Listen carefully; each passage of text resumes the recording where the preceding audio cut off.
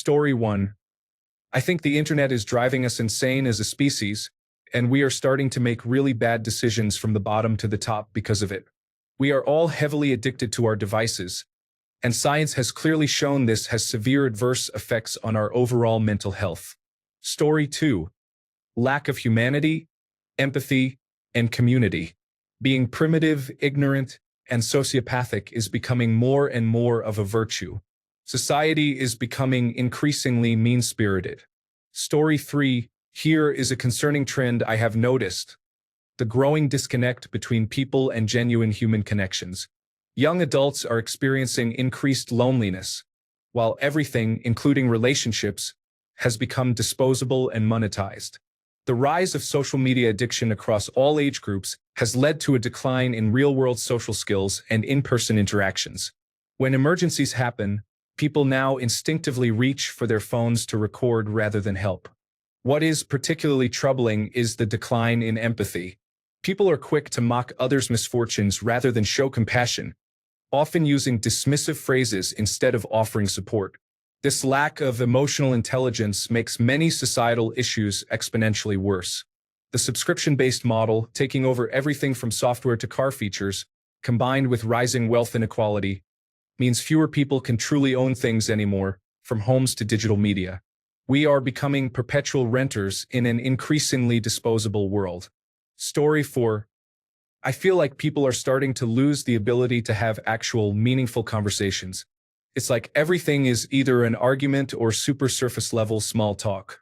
Social media plays a huge part. I think everyone is so quick to jump on trends, cancel someone, or just share their hot takes without really thinking things through. This is worrying because we are all connected more than ever, but at the same time, it feels like we are drifting further apart. Can we just chill, listen to each other, and not immediately try to win every discussion? Story 5. No business takes responsibility anymore. You just always get the runaround. If you have a problem, there is, in many cases, nobody who will fix it. This month, I had $700 overcharged on my phone bill. I called customer service, and after waiting an hour on hold, they said I needed to go to the store. I went to the store, and they said I needed to call customer service. I convinced them I had, and they told me someone would have to do it another day. Ended up having to go back a few times to get it fixed. A couple of years ago, I ordered groceries from the website of the grocery store. Something got messed up, and I called the store. They said I needed to call some other company who actually does the shopping and have them fix it. The other company wouldn't even take my call. Just a robot that wouldn't help. It used to be that if you had a problem with a business, you could just settle it with the business. See a person and they'd work it out. If you didn't feel like going in, a customer service agent on the phone would fix it. It wasn't even that long ago. I remember in 2015 or 16 having an issue with Amazon and getting offered a free month of Amazon Prime. No chance that would happen today. It really wasn't that long ago that things were much better. Story 6. People cannot spell. Most often noticed in online postings, but even novels and professional articles are frequently riddled with typos or other mistakes. Story 7. The rise of manufactured outrage as a business by professional grifters.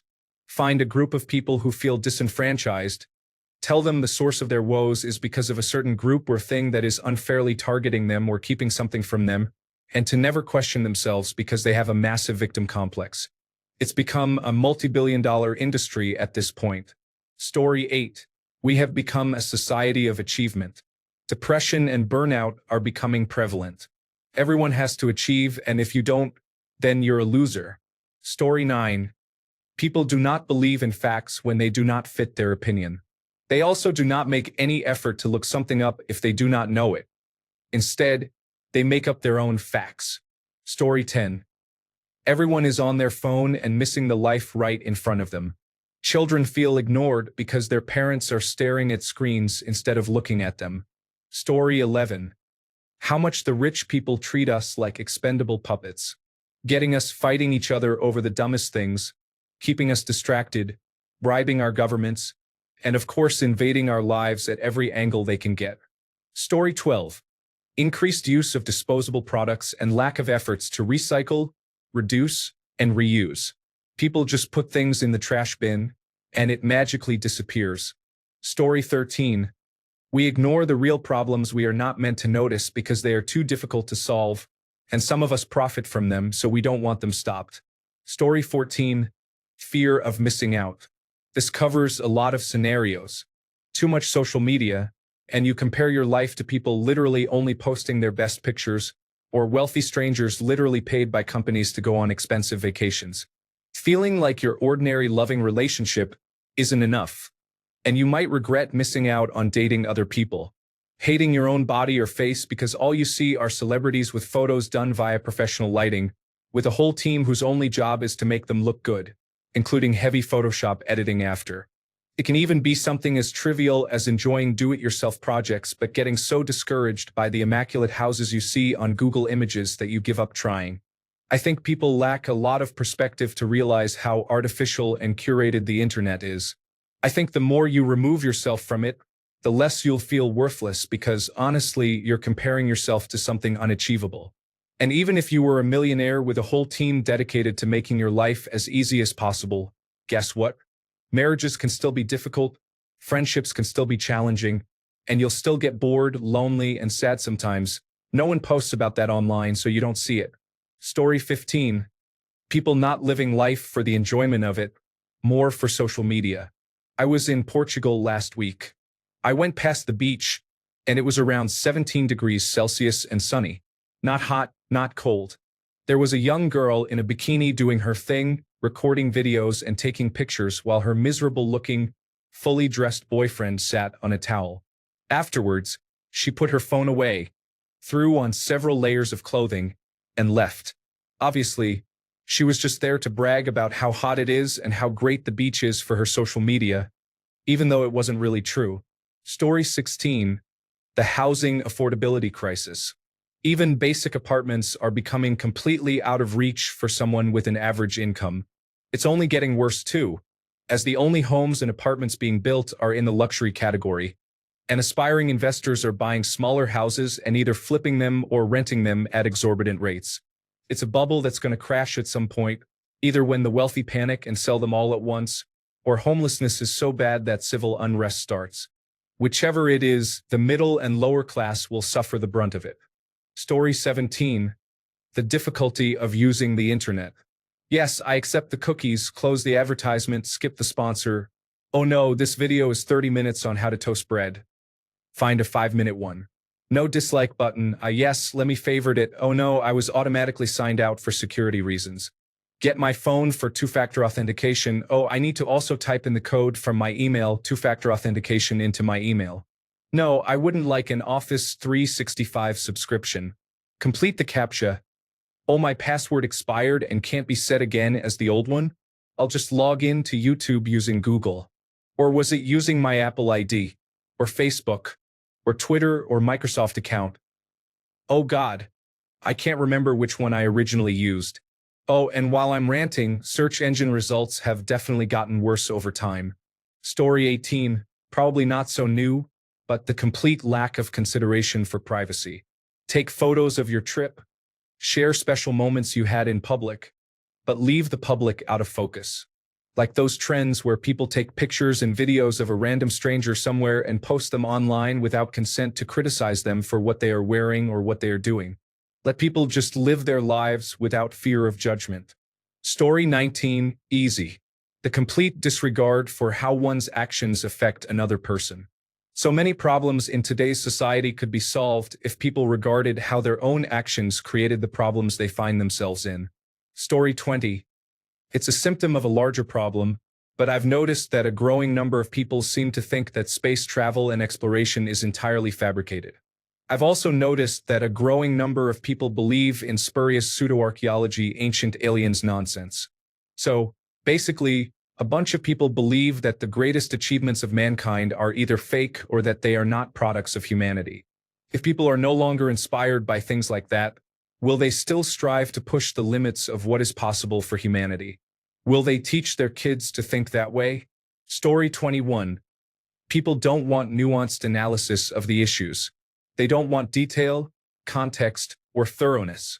They want easily digestible one-sentence headlines that generalize everything and everyone. Story 22. The Dunning-Kruger effect has never been so observable on a global basis. Many people think that their 20-minute Google research makes them more knowledgeable on a subject than those who have dedicated their adult life to it. Story 23. Instead of addressing the issue directly, there will be team meetings to discuss it and decide on a course of action. It makes my mind explode every day when I realize this. Story 24. Homelessness, drug addiction, people with severe mental disorders, and how the nonprofit organizations created to combat these issues are rife with corruption. Story 25. That every young guy aspires to make $1 million overnight with get-rich-quick schemes, side hustles, and startups, heavily influenced by social media and unrealistic ideas of wealth. Story 26. The internet has raised society's internal Overton window of acceptability. Things that people would have written off as crazy just a few decades ago are completely acceptable in modern discourse. Story 27. Blatant and intentional littering. I'm shocked by the frequency with which I see people just toss their trash on the ground or throw their fast food trash out a car window. Story 28. Impatience. Everyone is in a hurry. People get mad when someone takes too long to order food, takes too long checking out at the grocery store, or takes too long to receive something you ordered online. Most things people tend to be impatient with are so minor. Story 29. Overconsumption. Specifically with microtrends where one day one aesthetic is popular so you feel compelled to buy everything for that, and then the next aesthetic comes along and you end up buying more things you don't really need. It isn't even necessarily clothes either. It's skincare gadgets, useless kitchen utensils, unnecessary cleaning wipes. Story 30. You have to monetize everything. Play games with your friends, record it and make a YouTube video to try to get monetized. Improve at drawing so you can draw for money. I have to get good at painting miniatures to make money painting for other people. There's nothing wrong with getting a hobby to make money, but it's soul-crushing to watch sometimes. I've seen so many people get burned out on something that's supposed to be fun for them. Story 31. The bystander effect. Instead of helping people when they are in a dangerous or harmful situation, no one does anything.